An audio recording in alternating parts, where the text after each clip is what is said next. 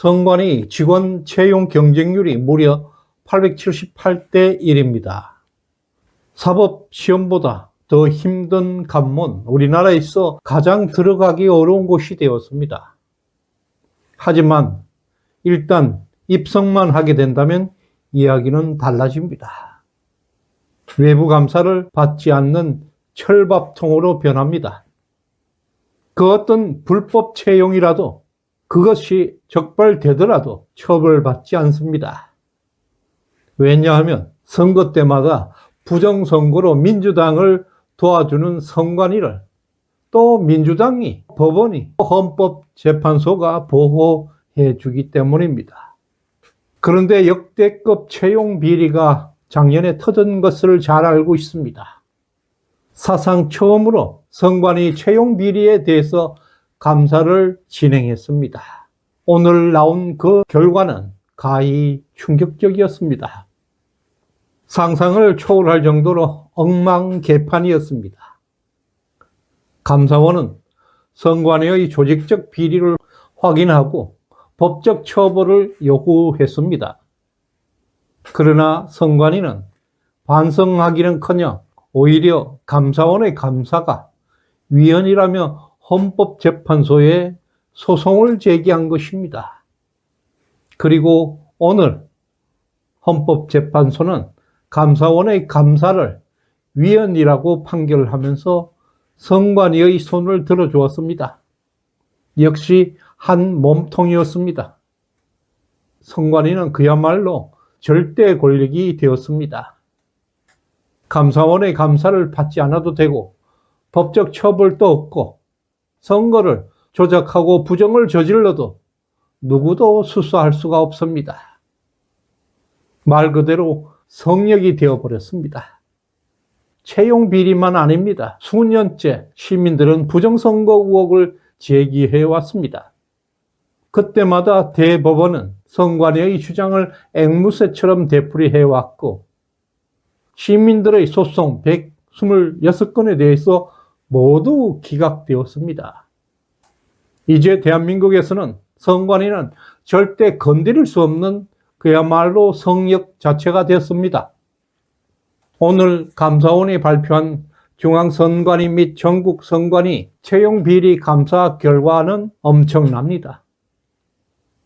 지난 10년간 진행되었던 291건의 경력직 채용에서 단 한 건도 규정을 준수한 사례가 없었다고 합니다.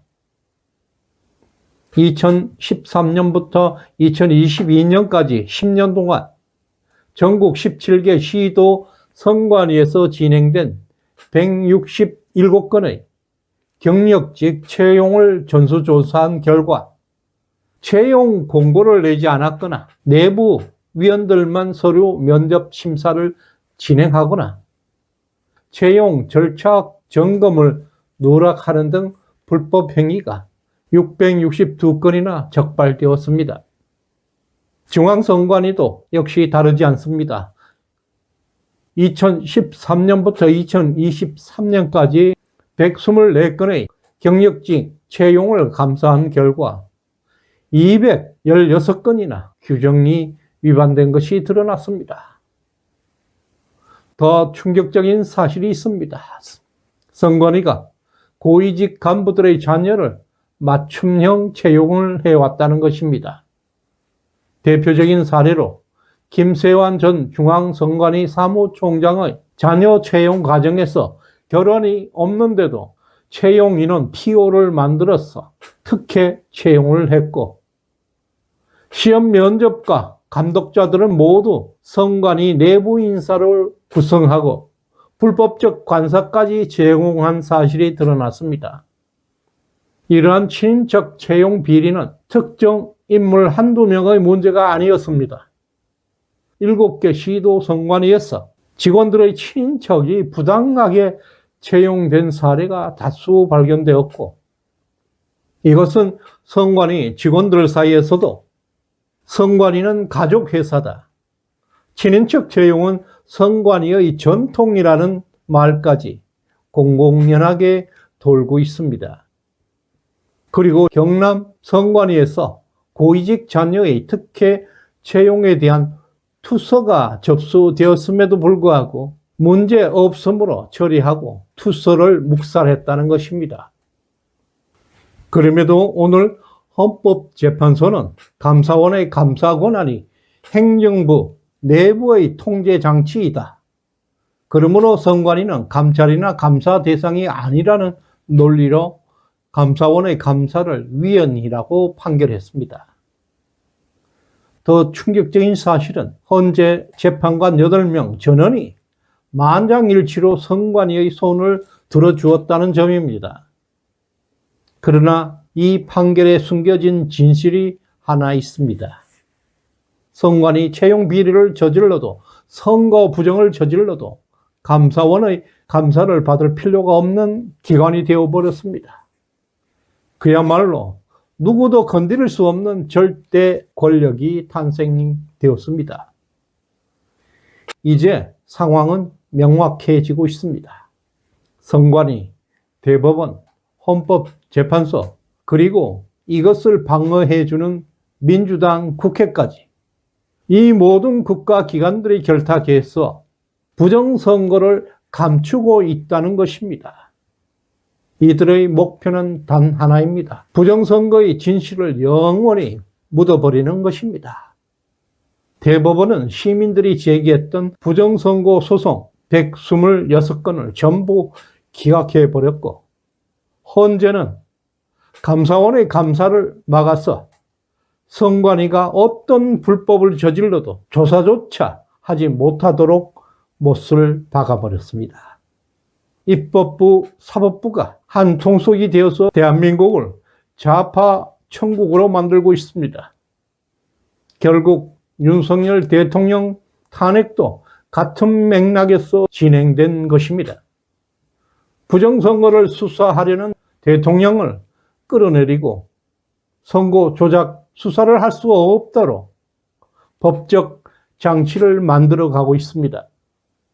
대한민국의 선거는 이제 신의 영역이 되어버렸습니다. 감사원도, 검찰도, 시민도, 심지어 대통령도 누구도 선거를 수사할 수 없는 체제가 완성되었습니다. 오늘 헌법재판소가 내린 판결은 민주주의의 사망을 선언한 것입니다. 선거 조작을 감출 수 있도록 법적 면죄부를 부여한 판결입니다. 부정선거의 공범이 바로 헌법재판소라는 사실이 만천하에 드러난 날입니다. 대한민국 법치의 완전한 붕괴를 의미합니다. 누구도 조사할 수 없는 현대판 왕족이 되었습니다. 이제 모든 국민이 확신할 수 있습니다. 헌법재판소, 선관위, 대법원은 한 몸이라는 것을 우리는 똑똑히 알고 있습니다. 이것은 윤석열 대통령이 계엄을 선포한 이유입니다. 오늘 헌재의 판결은 대한민국 부정선거가 1000%, 10,000% 확정되었음을 의미하고 있습니다. 반국가 세력들이 수단과 방법을 가리지 않고 부정선거를 은폐하고 있다는 결정적 증거입니다. 선관위를 지키기 위해 그들은 목숨까지 걸고 나서는 이유가 무엇이겠습니까? 지금 중국 공산당의 저수지가 대한민국 헌법재판소를 삼키고 있다는 의혹들이 현실로 드러나고 있습니다. 국회는 부정선거를 수사하려는 윤석열 대통령을 탄핵소추해서 직무를 정지시켰습니다. 헌법재판소는 선관위의 비리를 감사하는 감사원의 권한마저 빼앗아버렸습니다. 오늘로써 대한민국에서 정상적인 방법으로 부정선거를 밝힐 수 있는 길은 완전히 봉쇄되었습니다. 그러나 대한민국 호락호락하지 않습니다. 부정선거를 밝히기 위해서는 반드시 중앙선관위 서버 그리고 선거인 명부를 압수해야 합니다. 이를 위해서 우리는 반드시 윤석열 대통령을 복귀시켜야 합니다. 윤 대통령 없이는 대한민국의 미래는 불투명할 수밖에 없습니다. 왜냐하면 지금의 상황에서는 선거를 통해서 반국가 세력을 이긴다는 것은 불가능하기 때문입니다. 2022년 대선에서 윤석열 대통령이 승리할 수 있었던 것은 오로지 좌파들이 선거 조작 과정에서 실수를 했기 때문입니다. 지난 총선 결과는 192대 108을 보십시오. 부정선거 시스템을 완벽하게 구축해 놓았습니다. 오늘 현재의 판결은 매우 불길한 신호를 던져주고 있습니다. 좌파들이 목숨 걸고 부정선거를 사수하고 있다는 것입니다. 몰리면 몰릴수록 더욱 막가파 행동을 보이고 있습니다. 그러나 이것이 바로 위기의 신호이자 동시에 우리들에게 기회이기도 합니다. 지금 우리가 가진 가장 강력한 카드는 헌재의 대통령 탄핵 각하이거나 기각입니다. 먼저 우리는 국민을 각성시키는 시민 혁명을 전개해야 합니다. 윤석열 대통령의 지지율이 55%를 넘어서면 국민적 압박을 통해서 국회와 헌재를 완전 장악할 수가 있습니다. 이것은 실질적인 시민혁명으로 이어질 수 있습니다. 합법적으로 중앙선관위 서버를 확보할 수가 있습니다. 지금까지 미확인된 상태로 남아있던 코드명 99 중국인 간첩단 사건의 실체가 곧 폭로될 것입니다. 오늘 미국 트럼프 정부 서열 3위 국무부 장관이 미국은 한국과 일본을 절대 포기하지 않을 것이라고 공식 발표했습니다. 이것은 미국이 대한민국 상황을 예의주시하고 개입할 수 있다는 신호입니다. 그런데도 일부에서는 조기 대선을 준비하는 어리석은 움직임이 나타나고 있습니다. 한동훈, 오세훈, 유시민 등이 조기 대선을 운운하고 있습니다. 이들의 공통점은 한 치 앞도 내다보지 못하는 무능한 통찰력을 가졌다는 것입니다. 지난 총선에서 192대 108로 참혹하게 패배하고도 또 조기 대선을 운운한다는 것은 이것은 망상입니다. 지금 대선을 치르면 이재명은 무조건 부정선거입니다. 왜냐하면 오늘부로 대한민국의 모든 선거는 형식적 절차에 불과해졌기 때문입니다. 한번 부정선거가 발생하면 피의 숙청 없이는 반드시 그 부정선거는 반복된다는 사실을 잊어서는 안 됩니다. 우리가 지금 행동하지 않는다면 2027년 대선은 물론 더 이상 선거를 통한 승리는 불가능해집니다. 그러나 우리에게는 희망이 많습니다. 3.1절을 기점으로 대한민국에서는 엄청난 시민혁명이 일어나게 될 것입니다. 그날 서울 사대문화는 애국 시민들로 가득 차게 될 것입니다. 반드시 우리는 승리하게 될 것입니다. 화이팅입니다.